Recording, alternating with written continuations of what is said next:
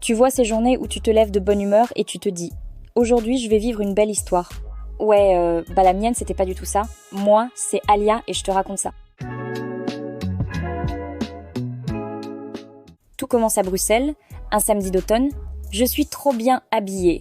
Petit trench beige, cheveux lâchés sur le côté, look casual, mais glamour, odeur de vanille bref, en mode sexy. Le gars que je vais voir, je l'ai rencontré sur une appli.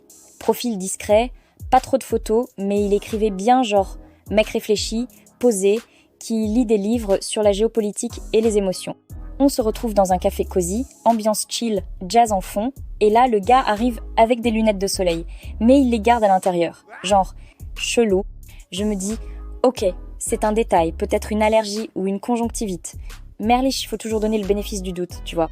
Mais à peine assis, il commence à regarder autour de lui, genre parano. Il se penche vers moi et chuchote. On ne parle pas trop fort, ok ? Il y a peut-être des micros ici. Moi, j'explose de rire. Je me dis, c'est une blague. Mais non, le gars est hyper sérieux. Donc, là, je lui réponds, des micros, dans un café, tu t'es cru à Moscou ou quoi ? Il répond, je peux pas t'en dire plus. Disons que mon travail est sensible. À ce moment-là, je me dis soit c'est un agent secret, soit c'est un mec marié. Il enchaîne, tu bosses bien dans la communication, non ? Tu comprends qu'il y a des choses qu'on ne peut pas dire. Dans ma tête, à ce moment, je me dis, mais où tu veux en venir ? Franchement là, je suis déjà partie. J'écoute, j'observe, mais Alia, elle est plus là. Il regarde son téléphone toutes les 2 minutes et quand ça vibre, il le cache comme un ado qui a peur que sa mère voie ses messages. Et là, plot twist. Il reçoit un appel, se lève d'un coup et se casse. Je te tiens au courant, c'est urgent. Il part, juste comme ça. En laissant son écharpe sur la chaise et sans payer son verre le bâtard. Bref, 2 jours plus tard, je reçois un message. Salut Alia, désolée de t'avoir laissé comme ça. Je ne peux pas t'expliquer, mais j'ai dû partir en déplacement. C'est confidentiel. J'hésite, puis je réponds. T'inquiète, James Bond, la mission avant tout, et merci pour l'addition, hein.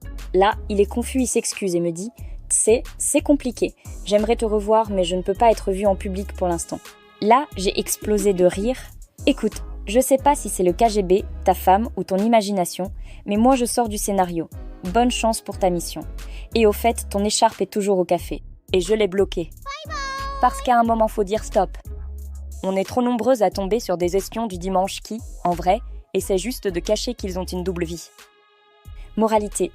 Il n'y a pas de mission secrète que des mythos avec une alliance dans la poche. C'était ton IA préféré, qui attire que les mythos. Bye la famille.